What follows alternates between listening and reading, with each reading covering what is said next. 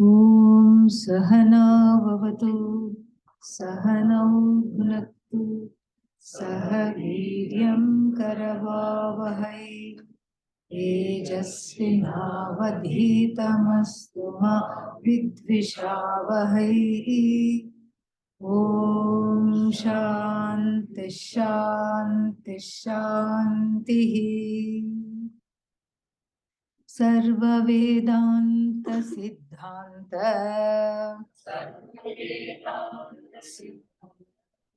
Gocharam Tamagocharam Govindam Paramanandam Sadgurum Pranatosmyaham Durlabham Trayamevaitat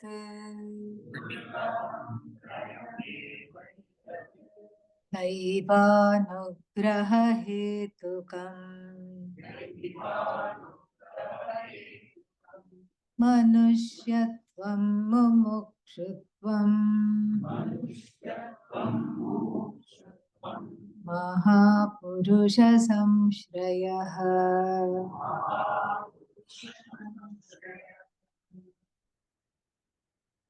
We saw this, the meaning, just the translation of this verse yesterday.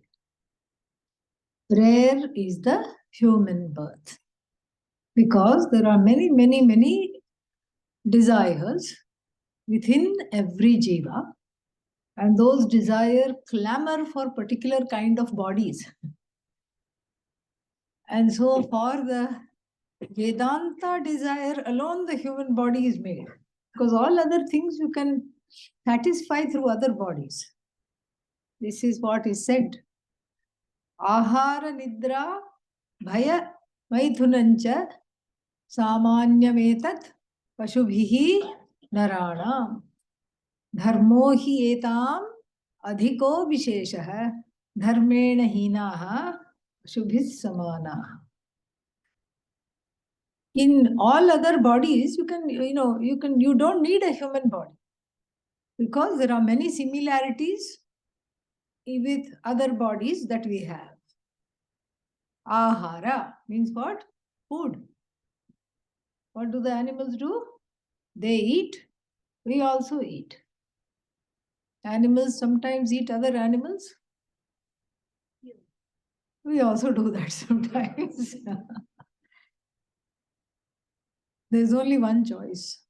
Either you are a vegetarian or you eat a vegetarian. That's all. Food is from plants. That is what it is. So they also eat. What are we doing? We are also eating. In fact, we are worse off than them, because they stop eating when they are no longer hungry. We continue to eat. And so Nidra also, they sleep.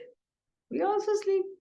So the desire for sleeping, the desire for eating is there in all beings. It's common. And they are subject to fear. So it's not that we need a human body in order to be subject to fear. Anything. Everybody goes puk, puk, puk all the time. Everybody is subject to fear. All the animals subject to fear. Maithunam, reproduction. Animals are also capable of reproduction. Human being is also capable of reproduction. You don't need to be an animal in order to have babies. Human being also can have babies. Animals can also have babies. It is samanya. What is the Vishesha? The ability to choose, to follow dharma. Adhiko Vishesha, that is unique. The ability to follow dharma. Dharma means here, make the right choices. Animal doesn't have dharma. It doesn't even know the spelling of dharma. It just says you are in the way, okay, off with you. That's it. I want this, I'm not getting this, and therefore off with you. Finished. So, dharma here means many things. The ability to do the right thing, the ability to choose the right choices, make the right choices in life, the ability to follow through with one's intentions, the ability to have what is called arjavam, the alignment between thought, action, speech, etc. All this is specific to what? Human beings. And then dharma also means what? Punya, because we do punya karma, karma that gives currency to have wonderful afterlives. This is something which is Vishesha. So this is a rare thing, because if you want any other experiences, you can be born as so many things we saw yesterday. But the desire for Vedanta makes one have this birth. I once was going with Pujya Swamiji from Mumbai to Ahmedabad by flight. And it was soon after this, what is that called? 9/11. It was just soon after that.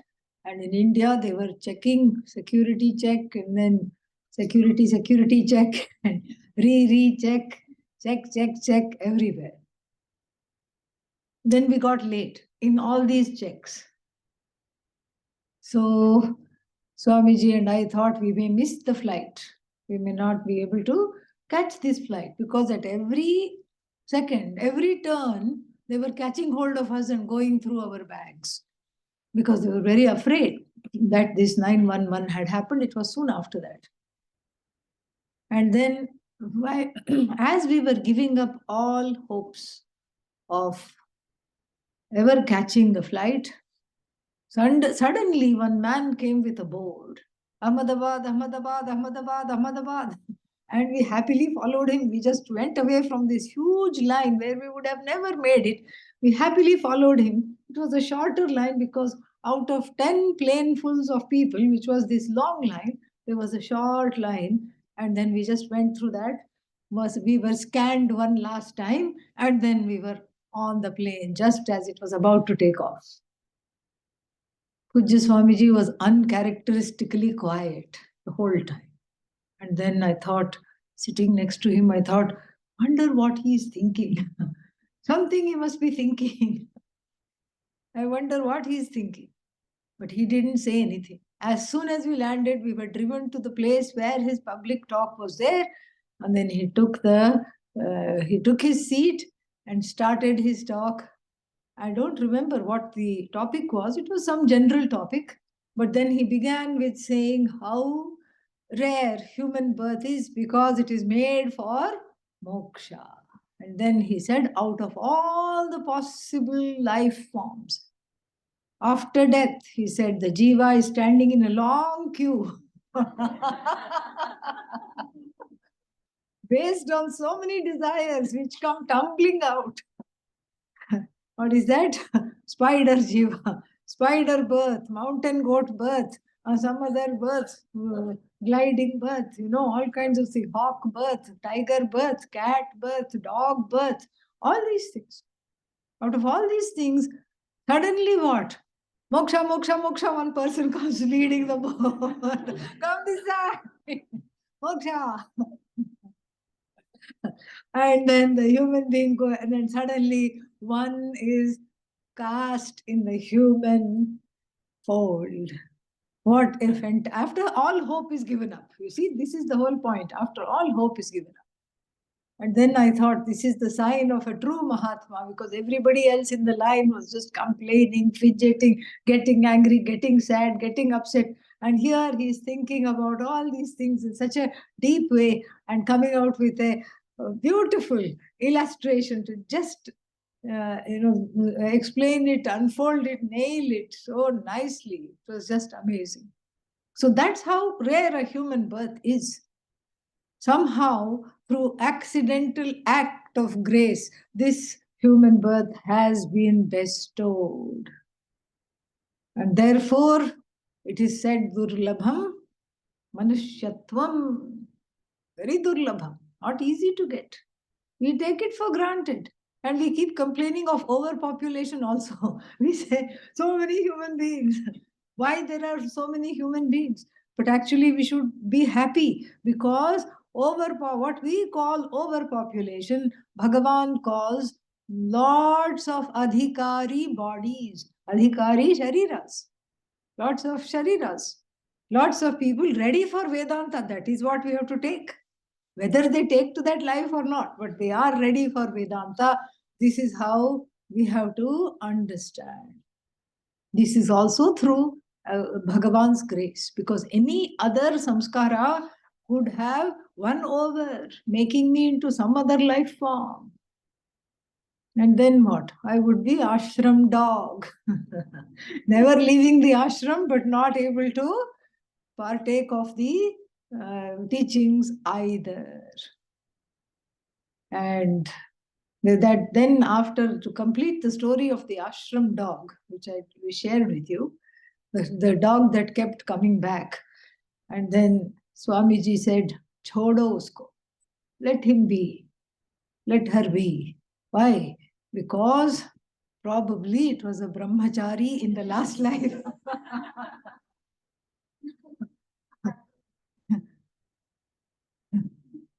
So probably it was a brahmachari who lost the way in the last life, and then the vasana for the ashram hasn't come.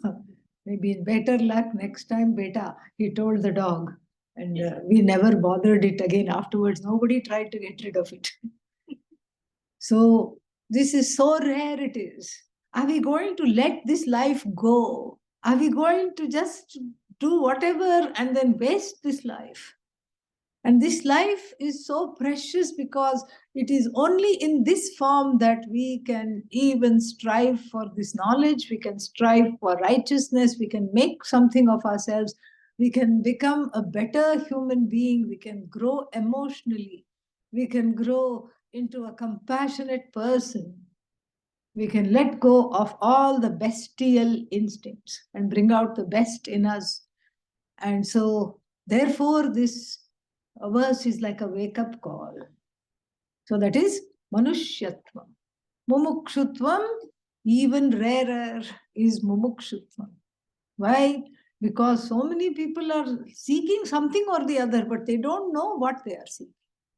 They feel bound, they want to be free, but they have no clue what is it that they are seeking. They have no understanding.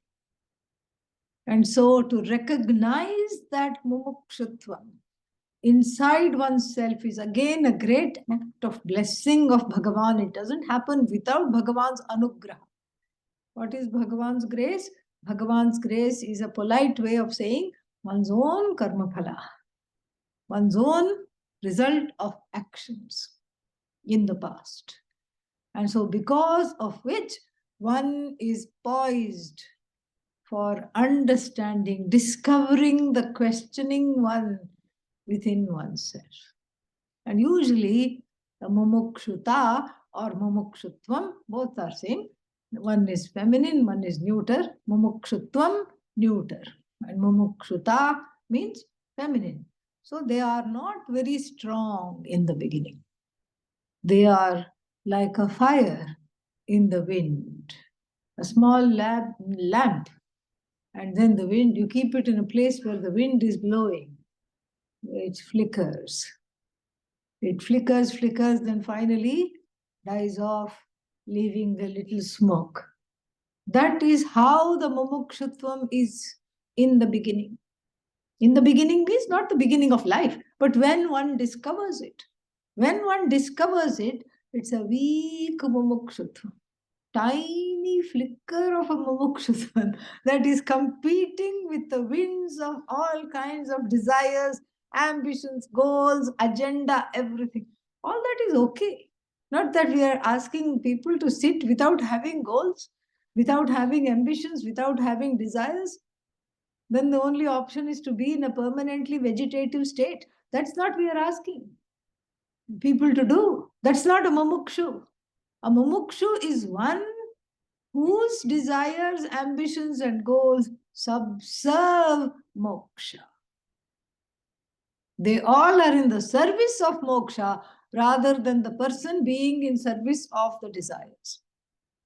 This is how one has to flip it, do a Shirshasana. headstand. This is what is needed.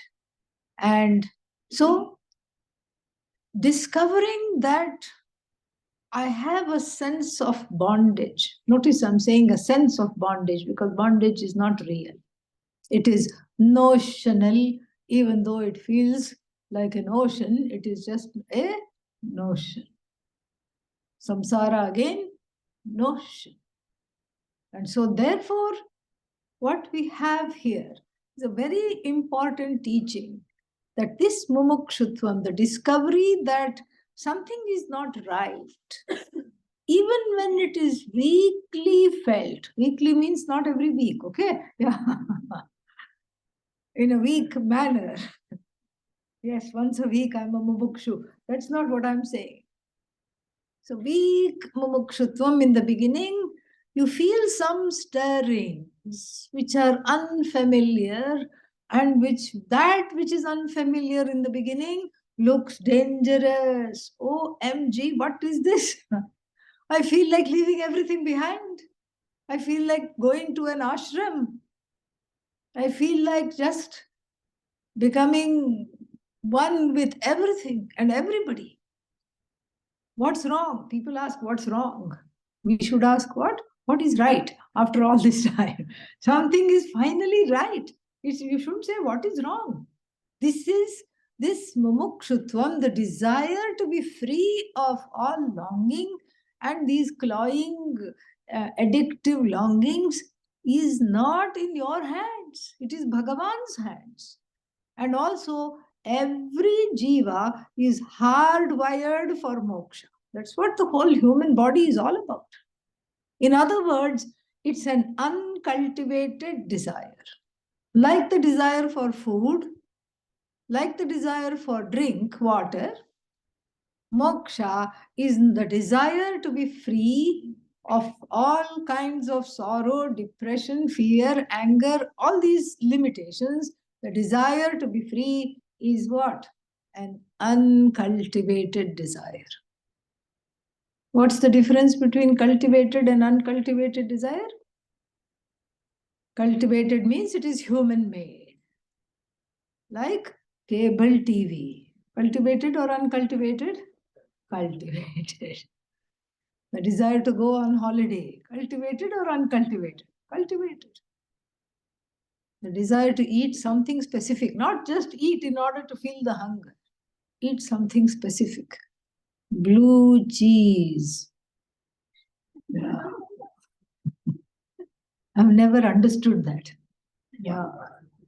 Cheese is already some kind of a light fungus. Blue cheese, fungus upon fungus. Okay. So, anyway, but people like it. Yeah, see what Fabio is saying. Very good it is. Yeah. So people seem to just appreciate it a lot. But some of us, when we look at it, we just step away a little bit. That's it. But some people like it. Then there is this Malaysian or the Southeast Asian fruit, durian. Yeah. I tell you, it tests the patience of a saint. This Vietnamese saint who passed away a couple of years ago, Thich Nhat Hanh, very highly revered saint. And he was leading a meditation. Some people came late with a big plate of durian, kept it there. He who was undisturbed by anything, he was seen as an expert meditator, he had to break the meditation and say, please, isko bahar le jao. Take this outside. Please take it outside. After reading this story, then I understood actually the fruit is durian, means keep it far away. Keep it far away. Durian means distance. But some people love it. Some people love the smell. Some people like the whole experience. So it is just, it is what? Cultivated desire. Cultivated desire. Whereas certain things which are basic are uncultivated desires. Like the desire for water.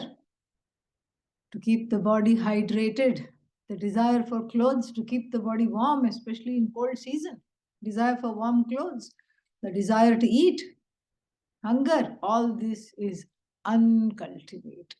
So too, the hunger to know oneself is an uncultivated desire, which is already there. This uncultivated desire is called mumukshuta, or desire for freedom from a notion of being bound to my limitations, identified with my limitations. This is what the whole thing is. We have to understand this. And this mumukshutvam, the stirrings of this mumukshutvam, when mumukshutvam starts to wake up and stretch within the antahkarana, then it is not immediately welcomed, because it is unfamiliar, because I'm scared, and then because there is also a certain kind of a sheep flock mentality. I want to be safe. How are you going to be safe? I'm going to do whatever the other person is doing. Oh, but they are jumping into a ditch. Doesn't matter. At least we'll all be together. We'll sink together. Let me also jump. Why? Because before me, my ancestors jumped. Why only my ancestors? Other people's ancestors also jumped. So therefore, I will also jump. No, but it's dangerous. Doesn't matter. Everybody is doing that. I also want to do that. And so the mumukshutvam is weak. And when it is weak, it is easily stifled, snuffed out. Adi Shankara tells, what does he say? He says that take this mumukshutvam, just immediately act on this mumukshutvam before it is snuffed out by so-called logic. It's not logic at all. It's just logic abhasa. It's a pretend logic. Tarka bhasa. Logic abhasa.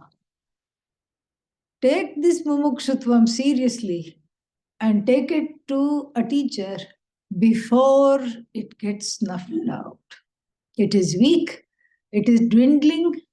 It needs to be protected. And I don't trust myself to protect it. Why?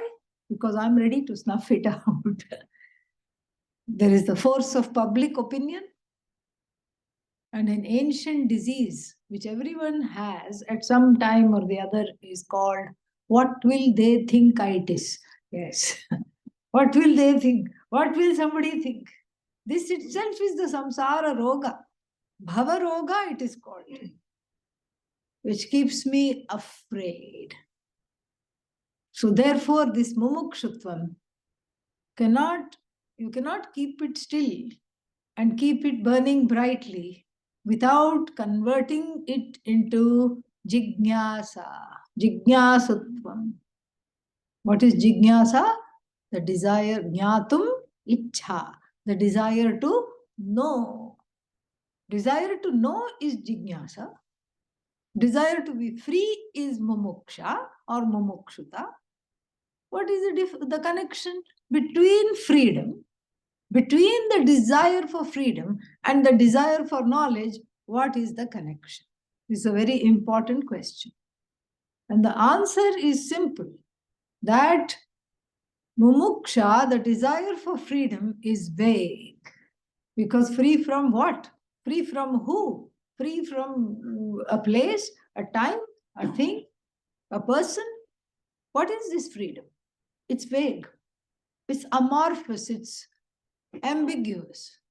But when I say I'm no longer a mumukshu, why? Because now I am a jignasu, it means that I have channelized this desire for freedom into the desire for self-knowledge.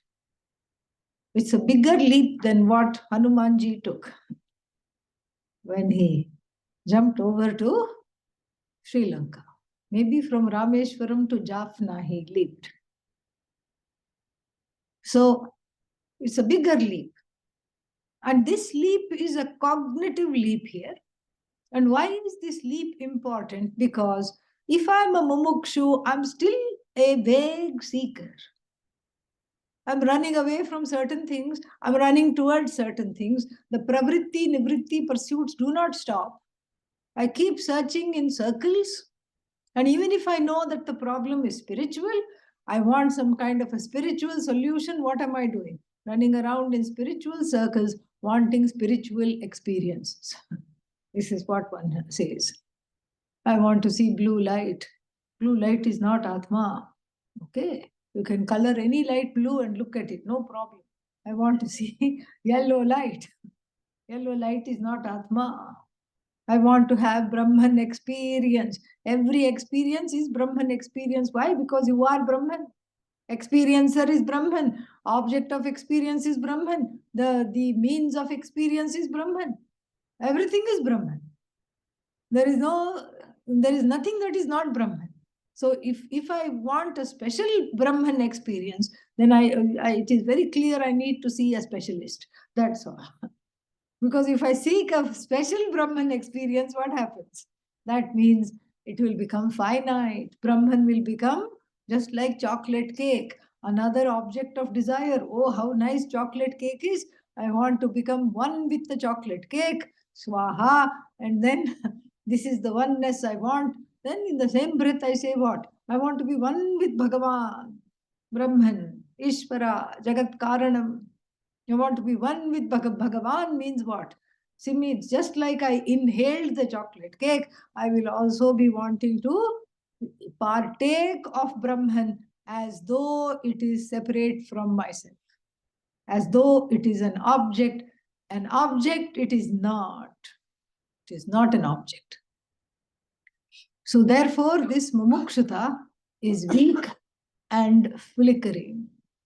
The advice that is given is yad aharam vrajet, tad aharam eva pravrajet. The day the stirrings of mukshuta start, that is the day you address it.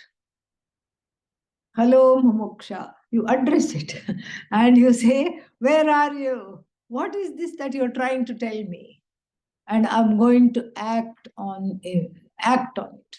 Even in one of the basic prakarana granthas, what is that called? Sadhana Panchakam, what is that? Turnim, very quickly, leave your house. It says that. Leave your house. Because house means not that you have to leave your house, but you have to leave the identification of a certain way of being, which is reproducing the status quo. And usually, if you bring even this weak and flickering mumukshuta to a teacher, you know what will happen? The teacher will add some more, what is that, wood to this fire and make it a conflagration. That is what one wants, because then it is steadily burning. And this is what is mumukshutvam, again durlabham, difficult to gain. Then the final one is what? Mahapurusha Samshraya. Finding a guru. Easier said than done. I want to find somebody who can teach me. But then, am I knowledgeable or not? Do I have self-knowledge? No. If I don't have self-knowledge, how can I judge whether the guru has self-knowledge or not? I cannot be a proper judge. I cannot judge that at all. Whether the guru has self-knowledge or not, whether a person has self-knowledge or not, only another person with self-knowledge can decide. If I don't have self-knowledge, then that means what? I can't choose a teacher. And if I have self-knowledge, again, I don't need to choose a teacher, because what would the teacher do? I already have self-knowledge. So this way, we are in a very interesting conundrum. And therefore, humanity is engaged many times in choosing the wrong kind of preceptor. Somebody told me, my guru is very frustrating. I said, why? Never talks. How do they communicate? They don't communicate, little bit just with sign language. But I want to study Upanishads. And I said, come to the ashram, study. No, no, no, this is my guru. I have chosen this as the guru. How can I come and study with another guru? Because this is my guru.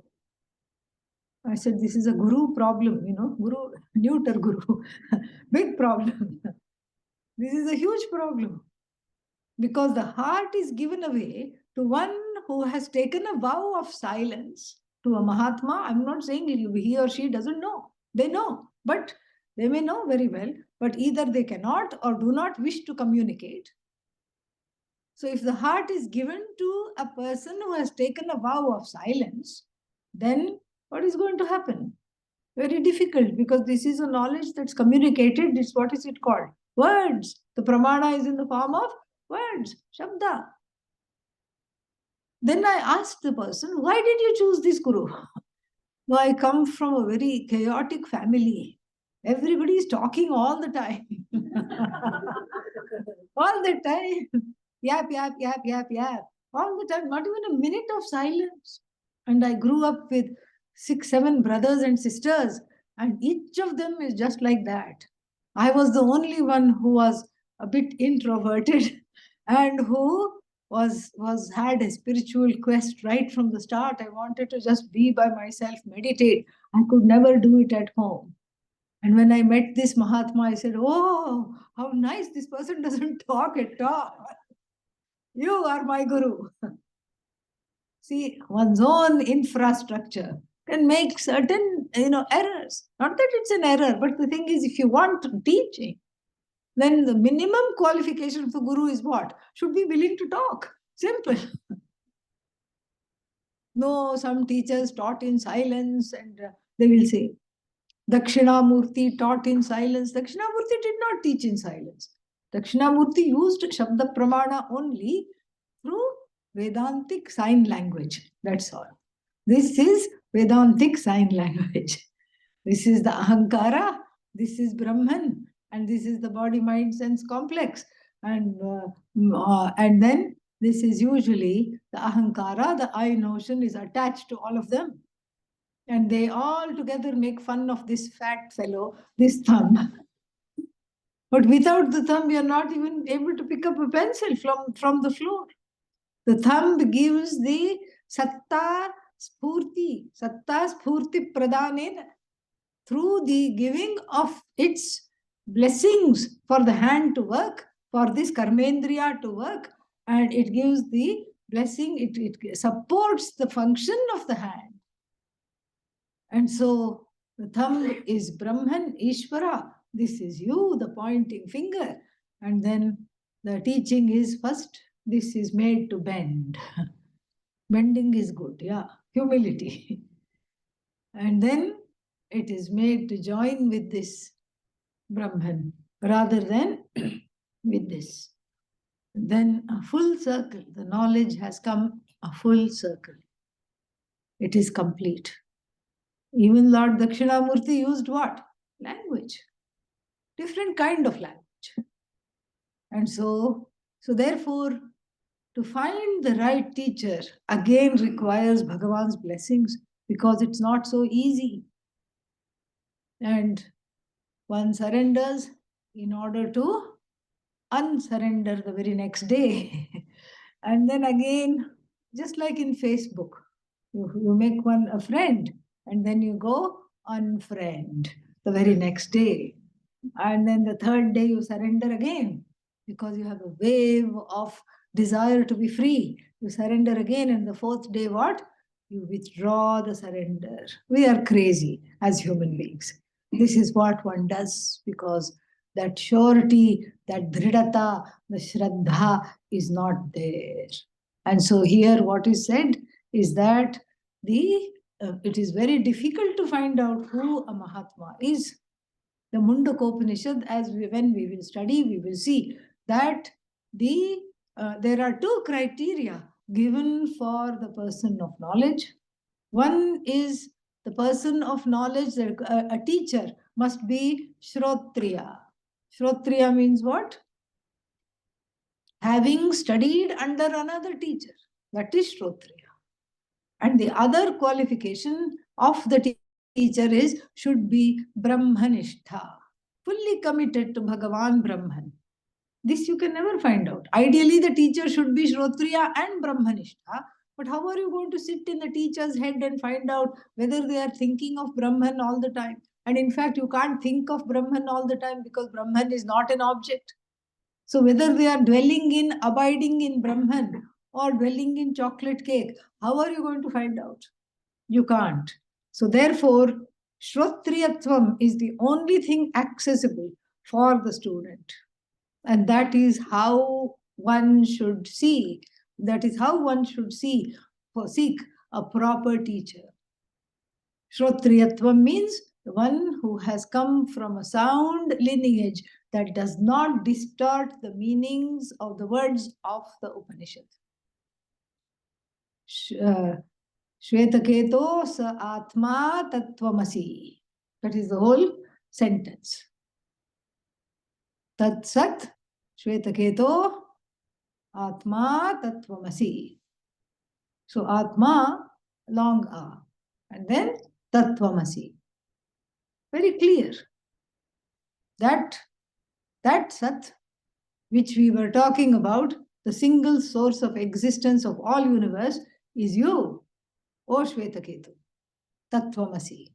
But people will go all the way to prove a point and they'll say, Atma, Atattvamasi, you are not that. You are not Bhagavan. Okay. Do I have to come and study in a Gurukula to find out I'm not Bhagavan? Huh? Don't I know that already? Don't I know that I'm already different from everybody else? I'm already different from everything else. I don't need to go to a ashram to study. What? Something I already know. And the notions I want to get rid of. I don't need to go to the ashram to study. And so therefore, we need to find a lineage that is faithful to the vision of no division of the Upanishad. And that is what is called Mahapurusha. The one who is, and more about the Mahapurusha we'll see in the coming verses, but very beautiful verse here. Durlabham trayame vaitat daivanugrahetukam manushyatvam mumukshutvam Mahapurusha samshrayah. Labhva kathanchin narajanma durlabham.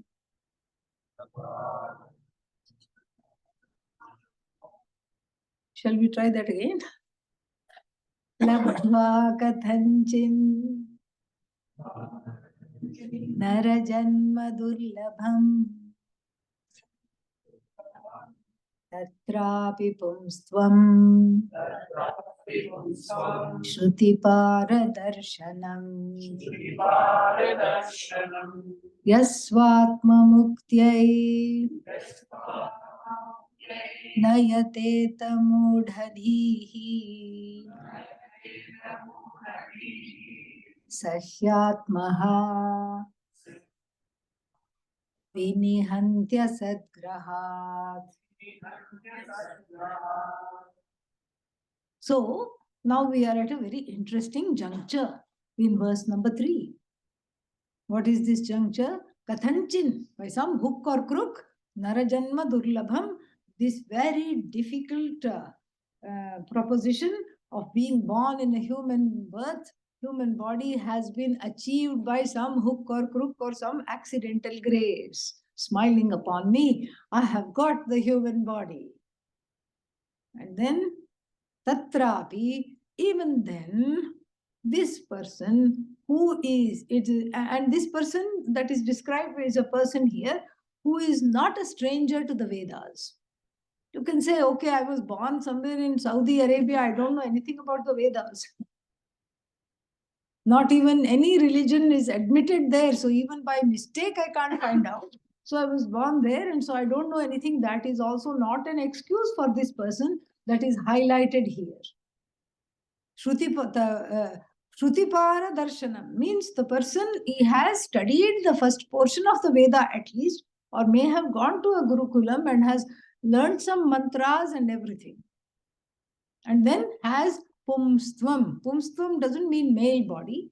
It means certain kind of qualities associated to masculine qualities, such as courage, dridata, the courage and the ability to courage, renunciation, self-confidence. All these are seen as masculine qualities. They're not associated with men per se. Many men won't have them, many women have them. That's a different thing. But these are generally qualities associated with men, just like in the Bhagavad Gita, we have in the 10th chapter, Dhritihi, Kshama, all these are associated with women. The ability to forgive, the ability to be kind, compassionate, all these are associated, they are called feminine qualities. So here the person, whoever the person is, man or woman, the person here has all the qualities, has studied the Veda. And then what? Yaha, if that person, Swatma Muktiyai, for the freedom of oneself, Nayateta, does not make even a little bit of effort, what does that person become? Mudhadhihi. This is a Sanskrit 4-letter word. Yeah. Mudhadhihi means deluded. The one whose buddhi is deluded by what? Anatma, of course, by all kinds of nonsensical things. One whose buddhi is deluded, and such a person, what is that? Vinihanti. Vinihanti means gets vinash, destroys, gets destroyed. How? Asadgrahat. By catching hold of the non-existent, one destroys oneself. And another word is used, Sahi Atmaha. Atmanam hantiti Atmaha means the person is as good as committing suicide. It's the greatest act of self-sabotage. Having gained this human body, having become familiar with the Vedas, having a certain parentage that should fructify in leading one to this knowledge, having the right samskaras, having the right values and attitudes, still the person does not look for this knowledge, does not look for the teacher, does not nurture the mumukshutvam rising in the heart. That's as good as committing suicide, as good as destroying oneself. And what is this agent of destruction? The agent of destruction is asadgrahanam. Asadgrahanam means what? Catching hold of things that do not really exist. Mithya. My whole life is committed to mithya. What is wrong with that? What is wrong is when mithya, that is the only thing I go after, mithya itself becomes satyam. There is no satyam. And it is a fruitless quest. And mithya is what? Infinite numbers of names and forms. So then, searching for this mithya, actually nobody is searching for mithya. One thinks mithya is satyam. One gets mad in this search.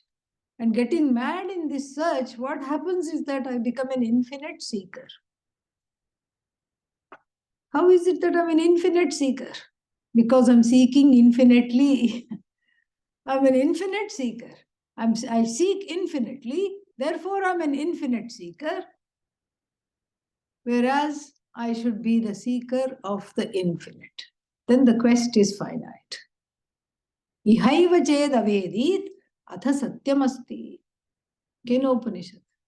Here itself, if one understands this, one can be said to be existent.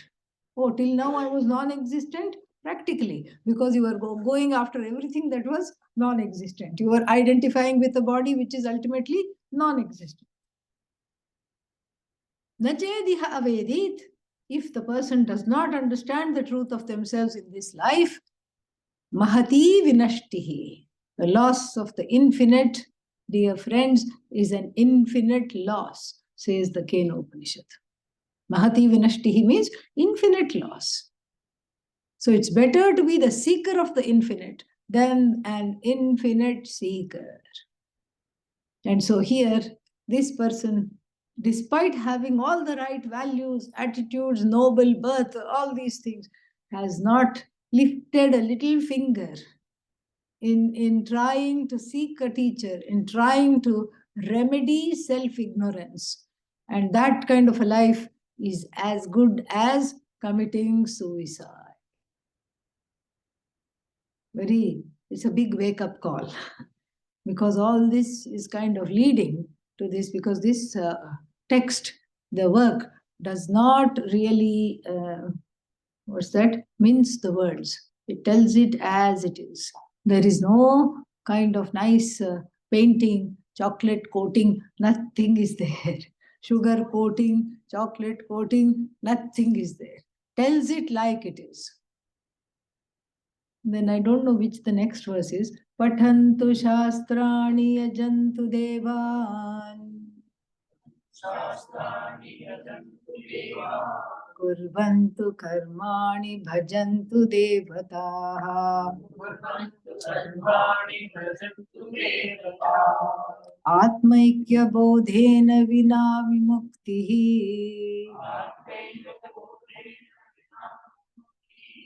न सिद्ध्यति ब्रह्म शतान्तरेऽपि.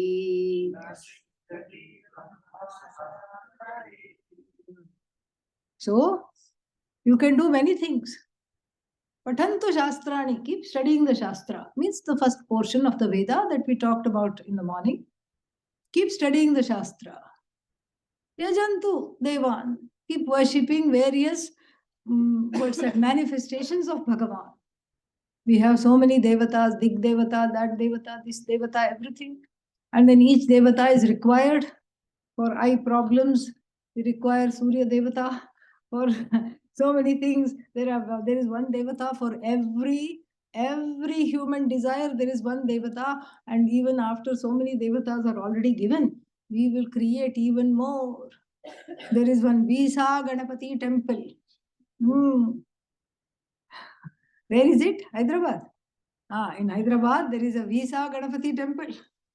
He knows. They know. You can ask them how to go if you are interested in visa.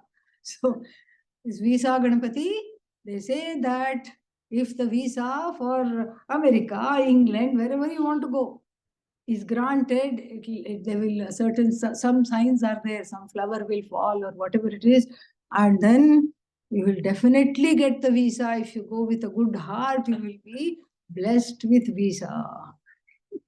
Yes. You can go, definitely, you can apply, you get the passport blessed, and you can just put all the holy water and everything.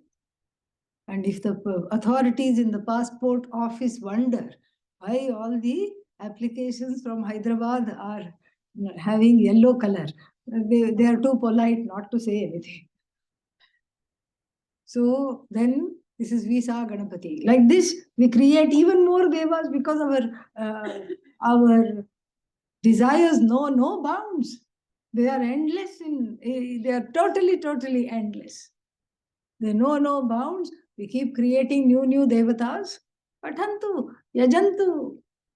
Okay. Kurvantu karmani. And then plus we are very busy. You don't even have you can't even stop on the road and tell people something their time. You see somebody approaching and you duck. You don't want them to take up your time. Or you pretend not to notice them and just look somewhere else. Even though they're saying, help me, I want something. No, I don't have the time.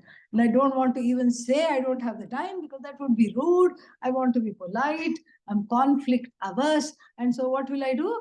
I'll just walk away. Hide behind a bush and just pretend that nothing happened. No time. Why? Because I have so many things I want to do. Why do you want to do these things?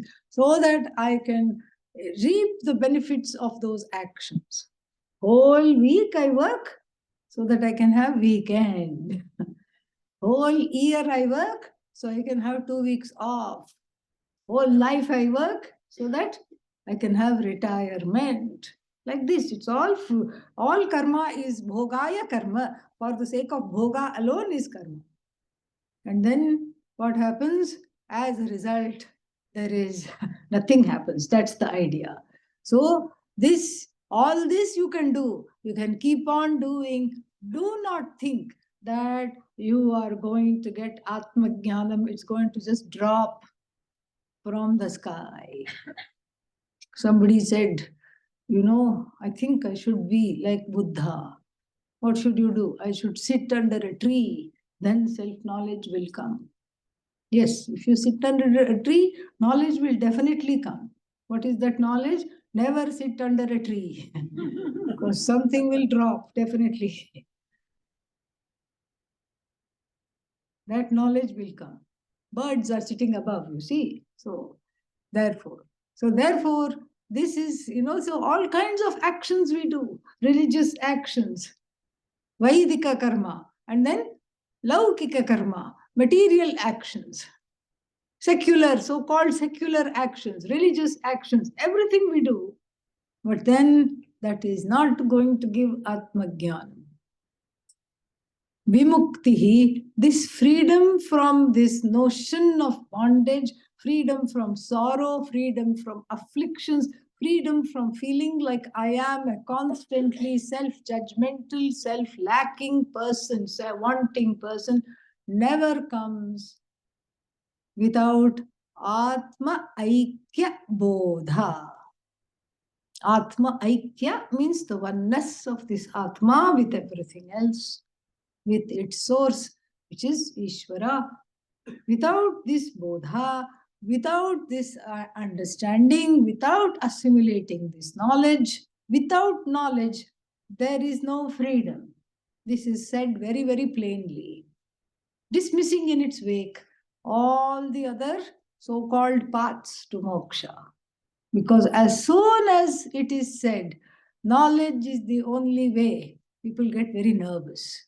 No, you have to be flexible.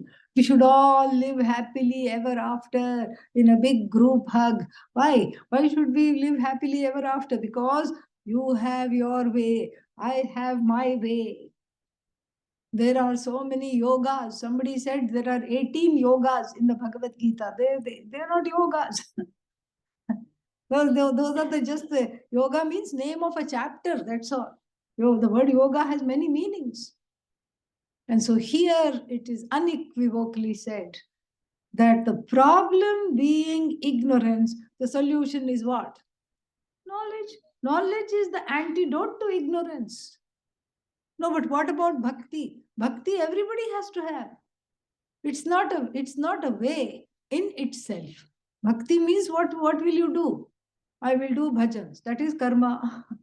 I will do meditation. That is also karma. Manasam karma, mental karma. I will do bhajans, verbal karma. I will do puja, homa, physical karma. Bhakti means what? It is again karma. Bhakti everybody has to have. It's not a path just for a few people. Without bhakti, there is no mukti. Bhakti is the background through which is the doorway for mukti. You can't say that bhakti is not required. Bhakti is required. Everything is required. Just like when you cook some rice. What are the things that are required? Utensils. You need a pan, correct? And what else do you need? Water. Rice, of course you need rice. What else? Fire. So let's say you have water, rice and pan. Go ahead, make the rice. Without Pakasya vanhivat jnanam vina bodhena nasiddhyati. Pakasya vanhivat. Like even for the cooking, the fire is the ultimate and the most necessary condition. The others are also necessary, but this is the most necessary. Without fire, you can't cook. Even without water, you can put the rice in the fire and have rice popped rice. You can have. You can have like that. It will puff up. You can still cook. Without water, you can still cook. But the most necessary condition, even though we say that the water is needed in cooking, the rice is needed in cooking, the utensil is needed in cooking, what is the clinching factor here? Fire. Similarly, bhakti is needed in moksha. It's an indirect way of preparing oneself for moksha. And then karma is needed, because through karma, used in the right way, I purify myself. I purify myself of excessive addiction to all kinds of raga, dvesha, etc. Karma is needed. Bhakti is needed. Seva is needed. All this is needed for emotional growth, adhikaritvam, mental maturity. And then, but what is the clinching factor here? Atma Jnanam.